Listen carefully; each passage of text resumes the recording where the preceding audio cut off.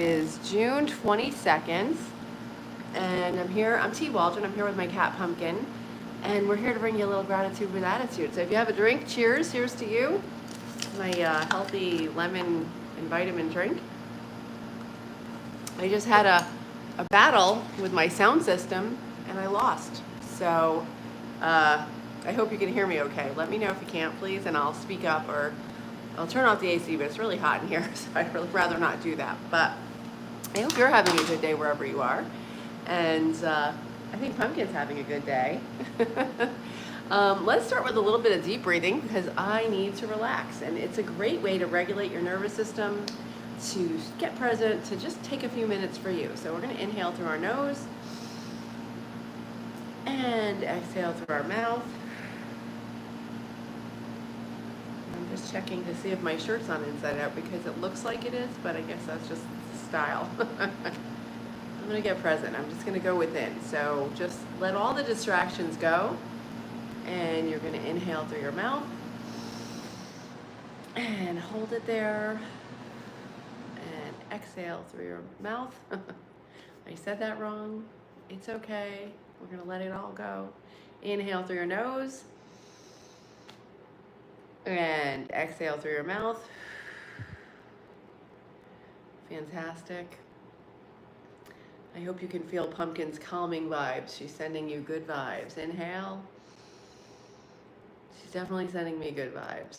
She has that peaceful vibe. And exhale. We'll do a few more sets of this breathing. We're inhaling and then holding it, and then exhaling and holding it. And when we do this, I want you to imagine you're inhaling peace. Good morning. I won't chat with you guys because I'm trying to keep my eyes closed, but I'll chat with you once I open my eyes. Inhale. We're still inhaling. Holding it. Fantastic. And then exhaling. These are just a few minutes to take for yourself. Hold that breath out. Then we have to trust there's going to be air when we go to inhale. I always find that part a little stressful. Inhale. Good. And we're just going to trust. We're going to trust there's air. We're going to trust the oxygen goes to where it needs to go. We're going to trust that our cells are healing. Exhale.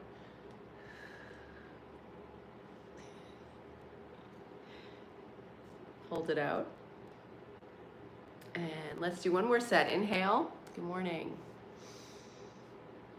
And we're holding it. And then we're exhaling. And you can continue this as long as you want. So do take a few minutes every morning, even just before you wake up, before you pick up your phone, and take a few breaths and think of what you're thankful for. 3 things. I try to do that every morning before I touch my phone. I shut my alarm off because that's a little annoying. So good morning. Hi. Hi, everybody. Hi, myself. Hi, Sayakfika. Good morning. And Bala. Yeah, this is Pumpkin. She's so sweet. Hi, Wisconsin. Good morning. Oh yeah, she is 16 and a half years old. She is a senior citizen. Bonjour, Stephanie. Where are you guys tuning in from? I'm guessing Wisconsin is one place, but I'm in the East Coast of the U.S. Yesterday I tuned in from my friend had a booth at a flea market in Bethany, Connecticut, and that was so much fun. We met so many people, and I got some deals. And good morning. Hi, Bala. Cleaning. It's my name. Oh, that's so cool. Well, welcome. Yeah. So yeah. So it was really a cool day because I got, you get to meet people, and thanks for the hearts and the comments. Yeah. Oh, cheers. That's good. It's a little sour. I'm gonna get some water now for a chaser. I hope you're staying hydrated. Here on the East Coast, we're having record heat this week. So it's really quite warm and humid. Humidity is where it's at. So anyway, I hope you're having a really good day. It's Sunday. It's our first tour of the house. Yeah, I'm not gonna do that right now. I've done it a little bit in the past, but I kind of have I don't really want to show everything because I don't want to, a little privacy is good. So hi Ty, good morning. Air Wisconsin. Yeah, you're okay. So you're warm in your state as well. Okay.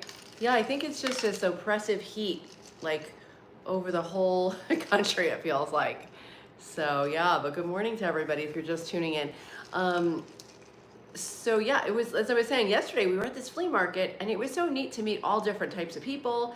And it was kind of like people watching, kind of, as people were approaching the booth, if it was quiet, I would sort of just watch how they were shopping, and everybody has a different method of shopping. Some people scan the whole table, some people pick everything up, some people, it was just really fun. It was a fun day. We met some really nice people, and she did a good job, so we had great weather. It was pretty hot, but we did well.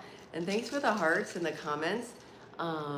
But yeah, it's fun doing something with your friends. We got to sit there for a few hours and just catch up because everybody's lives are so busy. So when you can have an uninterrupted chunk of time with your friends, it's great to do something together. Go for a walk. Like we like to go for a walk sometimes, or, update each other about our families. And it's just really, really fun to connect with people in person. And it's hard to do these days. It's so much easier just to send a text and, hey, how are you? Or, something like that, or not, and just get caught up in our lives. So that was just such a treat to spend a chunk of time like that with a friend. Yeah. You felt lonely. You know what? That is so common in this world. It is so common to feel lonely. I'm actually, I started a second channel and lazy. Yeah, that doesn't contribute. And you know what though? I'm going to tell you something about lazy. I'm coming back to that. I'm going to lonely first and lazy. The lonely part, okay? We're all lonely, and we are. What our technology is doing, and some of it's us, okay? I'll give it that.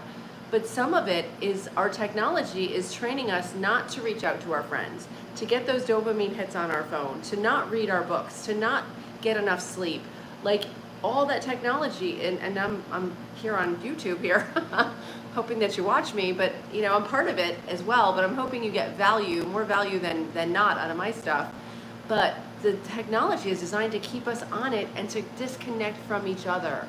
So we've got to be mindful, like write it down, like say, hey, I'm going to call one friend a week, or I'm going to make a friend, or I'm going to volunteer, or there's a lot of things you can do. Go to the library just to interact with humans. Or go to the store and be kind to somebody. There's so many things we can do, and this world is very lonely right now, and I'm sorry you feel that way. And then now to the lazy part. Maybe you're lazy, but also again, we are designed to sit down and not go out and do things. A wife and 3 kids, and Sylvia, you know what? And sure, and you might feel alone because you're not connected. And so I would have to say, everybody thinks, oh, well, go talk to a therapist. Do talk to a therapist if you can, okay? Do talk to a therapist if you can, but if you can't, not everybody can. Not everybody has that option. Get a journal, and it could be a dollar store notebook. Write your stuff down, and make sure it's private, because if you're venting about somebody, you don't want them to see it and use that as ammunition, because that that can happen, unfortunately. But let it out and allow yourself to write down what you're feeling, because a lot of times, and thank you, Cole, I appreciate that. A lot of times we hold on to things and it just makes it worse. But if we can write it down and release it, okay? And then sometimes I'll write down stuff, like I'll do like different kinds of journaling. So one type of journaling is just writing down the facts. Like let's say I just had a disagreement with somebody this week, and it was a very major one, okay? So I wrote down all the facts, like what happened, like a news reporter, like, oh, and then this happened, and then this happened, and then this happened. And then the next day I was able to go back in and say, okay, now when this happened, I felt this way. And then you can sort of get into your feelings. And then hopefully, and this is where I'm trying to be now, is you can get to peace within yourself for whatever happened. Like I did some stupid things. I lost my temper, and I was yelling, and I really had tried not to do that. And I did. And it was horrible, because I'm working really hard not to, but I'm human too. So I'm going to cut myself a break and not do that again. But also, how do I feel about that? How will I prevent that from happening again? Because that's the thing. So those are the questions. Yeah, you know what? And concentrate on your dog. Okay? I mean, of course, love your kids, love your wife, all that. But if you're getting, if you're getting attention from your dog, then think of how you feel about that. You don't have to, you know, you can still be kind to people, but if you're getting the unconditional love from our pets, which we do, and be grateful. Say, you know what? Thank God I've got this dog. To yourself. I wouldn't say it to your wife, okay? Cat person, yes. She's amazing, Cole. Thank you. She is 16, by the way. I don't know, Bala. I don't know what you're asking. Oh, wow. You've got a lot of animals. I do have one other cat. Pumpkin here was starting to slow down last year, so I got an 18-month-old cat, and they sort of have become friends.